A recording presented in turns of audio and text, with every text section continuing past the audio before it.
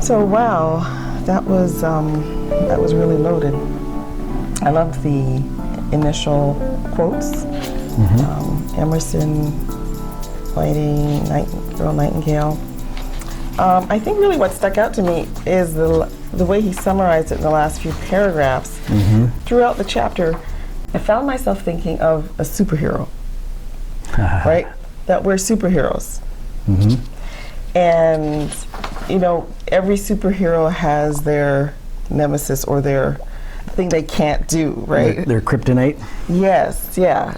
Right? For Superman. Yeah. So their weakness. Ours is, and I mean, so he says at the end, the greatest seed of all, your limitless potential. So he's talking about the seeds, and then he's talking about the superpower. Really, you have a limitless potential. So it's like a superhero that has unlimited potential, right? It's with you at all times. You nourish the seed of this divine greatness, and there's no limit to what you can do. But if you think negative thoughts, they're like weeds, they dissipate. Negative thoughts dissipate your power. Vividly impress in your garden mind all your desires and remove all forms of limitation, fear, and doubt. Do not make one concession to any negative thought patterns. Yes. Right? Purging negative emotions is not optional. It's necessary to achieve vibrant state of health. Absolutely. Yeah. I loved the crowding out principle, the Brian Tracy idea of replacing. I think that would help me, because I think when I'm thinking a negative thought, trying to get it to go away is one thing. If you actually have something to replace it, I think is what he's saying, right? Yes, for sure. Yeah. So that's going to take some forethought. That's going to require some time in your journal, figuring out, let's say, maybe the top 3 to 5 things that you focus on negatively most often, and then having the response to those ready to go. So, you know, it's kind of like when we did Sundown Cafe, and we, you know, played the music, and the music that when we internalize that comes to us at a time when we most need it. Right? Same idea. Yeah, you almost have to have it like on a little card or something. I'm thinking something that's not a bad idea. Right? Yeah, that's not a bad idea. When this negative thought comes, this is what I'm going to pull out. Yeah. Yeah, like some kind of a locket, or you know, some case that you'll have something in. Yeah. I like the idea of a finely tuned instrument. Strong, pure, and happy thoughts build fortitude and beauty. The natural body is a sensitive, finely tuned instrument that responds readily to the thoughts it is repeatedly presented. Yes. Habits of thought will produce their own effects, good or bad, upon the body. Thoughts turn themselves into physical objects. Yes. You magnetize into your life whatever you hold in your thought. The more often you think about something, the more quickly it will appear in your reality. Yeah, you know, and that speaks to the whole idea of negative thoughts actually creating ill health. You know, the thought itself may not be related to health at all. Yeah. But it's the negative vibration that it creates, ripples through your body, and all of your cells, every single one, is impacted. And that negative vibration takes away from its vibrancy of the cell down to that level. It's pretty amazing. Right? Actually. And so therein lies, I mean, obviously the converse is, you know, obviously apparent. When you think the positive thought, when you substitute it, those cells are going to rejuvenate. And the other thing he mentioned in here was visualizing yourself happy or visualizing yourself healthy. In essence, you know, if you have some health challenges, one of the things that he recommends is to actually visualize yourself being that healthy person. Yes. Right? And thereby allowing your body to remake itself. I love that. Right? So, pretty fascinating. It's creative. The whole idea of the garden, of the growth, this live thing. Yes. You know what's interesting to me too is in this little paragraph here, he says, as a child, you come into the world unafraid and limitless, able to express yourself freely and naturally. You know, if you think of Scripture, we are encouraged to become childlike in a sense, to return to our childlike nature, which in essence is freedom and joy, abounding and being limitless. And I think there's a reason for that. So it's just pretty fascinating to me. Successful individuals become successful because they acquire the habit of thinking in terms of success. If you think successful thoughts, you'll achieve success. Yeah. Pretty powerful that he says that means you're 100% responsible for your life and death. Nothing outside of you can bring illness upon you. Yeah. So just a great chapter. So when we first bought the book, I was excited to get into the nuts and bolts of the diet itself, right? Of the actual foods that he recommends and their qualities and such. And so when we got the book and I first looked at these first few chapters, like, we've kind of been through all that kind of stuff before. Right? So I was kind of like, I don't want to read, chapters 1, 2, 3, and 4, 5. 5 is about mindset, beliefs and goals and thoughts or things. I mean, those are all things that we've heard about from Napoleon Hill and Jim Rohn and people like that. But the way that he puts it together here is pretty concise and it's impactful. And so definitely, I'm glad that we're not skipping over those, so to speak, in this process, because those are indeed all foundational. He starts out here in the first 5 chapters or so, helping you transform the way you think. Because if you don't transform the way you think, then you'll never when you get to the point of where you're thinking of changing your habits and such, you'll never be prepared for it. So. Another point that I thought was interesting was one cannot think of failure and then succeed. One cannot plant the Jimson weed and get tomatoes. Yeah. Mind mastery means using your will to control which thoughts and pictures you're allowing to dominate the computer screen of your conscious mind. It means focusing your conscious mind only on the thoughts and pictures that elevate you to divine heights. So again, back thinking about this super achiever concept, you want to elevate, not dissipate. Plant this thing, not that thing. And I think, you're talking about him using this kind of as an introduction to a book that you think it's going to be about food, right? But Sunfood seems like it's food for the mind as well as the body. And I'm guessing that, if you live on a diet of broccoli and you're angry all the time, it's probably not going to help you. You know what I mean? Right? You're not going to get the full range of benefits from that broccoli. Yeah. And also, you hear stories about people who smoke and drink and they live to be, a lot, because they're like happy and content, and they've got all these really positive emotions. Right. So we're learning now that the emotions are actually more poisonous or potent even than food that we physically ingest. Yeah, and not that we're advocating smoking or heavy drinking and smoking cigars. That doesn't help. Yeah. What do you think of the cause of negative thoughts? So he lists these negative thoughts, which I think are going to be really good to kind of get into before he talked about the substitution. So it's substituting these negative thoughts, which I thought were pretty interesting.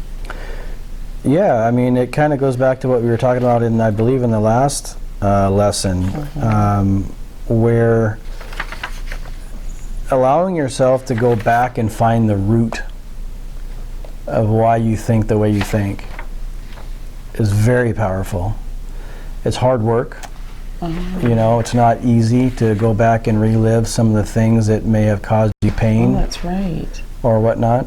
But like here, I mean, in Cause 2, enduring destructive criticism in the past or present. Living with, Cause 1, living with love withheld in the past or present. Yeah. So a lot of the ways that in which we think stem from our early childhood, our formidable years. Yes. And it can be challenging to go back and recognize that that is a root cause of what we are experiencing today, and then to try to deal with it. It'd be very challenging, but it's very important. Yeah. And it'll help you in ways that are beyond anything this book will do to transform you. So, yeah.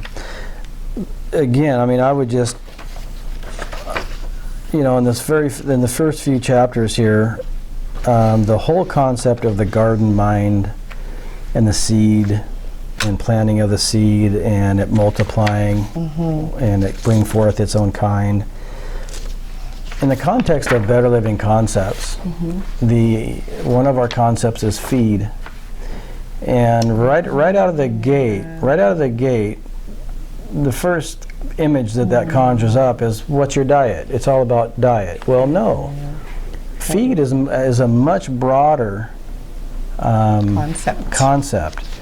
What is it that feeds you? Ultimately, it came from a seed. Yes. Right? Whatever we eat in some form or fashion came from a seed. Whatever we become comes from a seed. It may be a seed of a negative experience, but it's all a form of feed and feeding. So we need to reverse what we have feasted on over our lives, and fasting may be an important role in that, to help break the addiction. So many of us are addicted to sugar and carbs, right? And there is a path to get yourself a detox process. Yeah, there's a process that we'll go over at some point that will help eliminate that craving, because it's what it is. It's your body. It's all part of your gut, right? And the microbiome and the trillions of little things that are in there. Those are the things that are causing your brain to crave. So the concept of feed is really interesting to me. Yeah. And it's so much bigger than food. Yeah. It really is. It is. It's the seed. Okay, so beautify your thoughts. So we had the first two were mental, and then the last 3, 4, 5, and 6 were basically diet. Living with love withheld, enduring criticism, ingesting too many acidic foods, ingesting excessively cooked and processed foods, a dietary lack of long-chain omega-3, and a lack of amino acid tryptophan.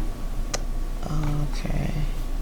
Beautify your thoughts. Thoughts are the headwaters of action, life, and manifestation. Make the headwaters pure, and the stream of life will flow in a vortex with pure intention. It's beautiful. Yeah. Probably why it's under beautiful thoughts. Yes. So, he's saying that first you must beautify your mind. So that kind of makes me think of that is it Colossians, or whatever things are pure, whatever things are good, whatever things. Yes. Think on these things, right? Yes. So he's basically saying that it starts there. Yeah. It starts there. Yeah. The words of James Allen in his classic book, As You Think, a change of diet will not help those who will not change their thoughts. When our thoughts are pure, we no longer desire impure food.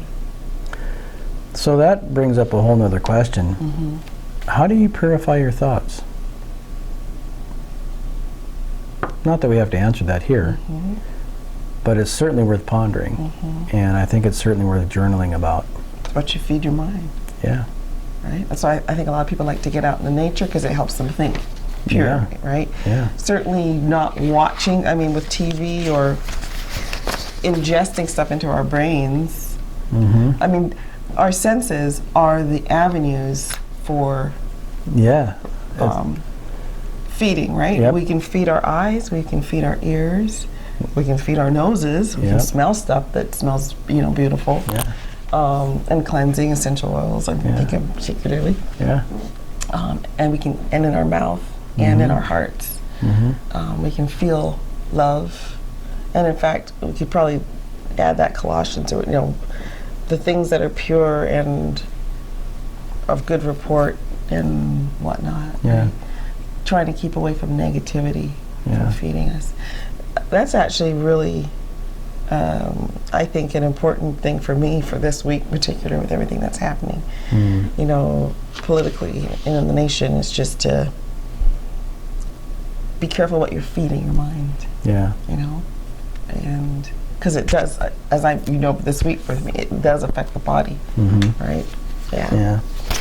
And one final thought here, you had talked about, on the heels of my question of how to purify your mind, you had mentioned getting out into nature, and what that made me think of is, like, regardless if you go to the forest to do some hiking or to the ocean or wherever, it begins to bring in other concepts, and those other concepts are like breathe. Yes. Right? That's right. So you're breathing fresh air.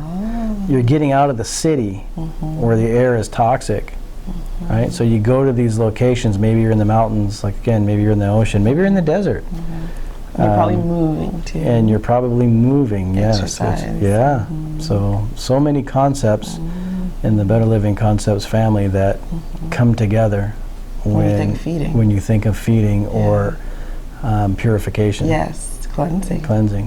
Which is another concept. It's all there. It's wrapped up. Yeah, you're right. And so they all interlock. Yes, right? They do. So, okay. Yeah. Very good. So we'll wrap that. Lesson 3. To try to do these exercises. Thoughts or things, and we'll do the exercises. Get a clear picture on your computer screen of your primary achievement you wish to have. What specific actions do you need to take? Record the achievement you have chosen and at least 5 specific steps to achieve it. And then for 21 straight days, use the law of substitution to push out negative thoughts in your mind. Replace them with positive thoughts.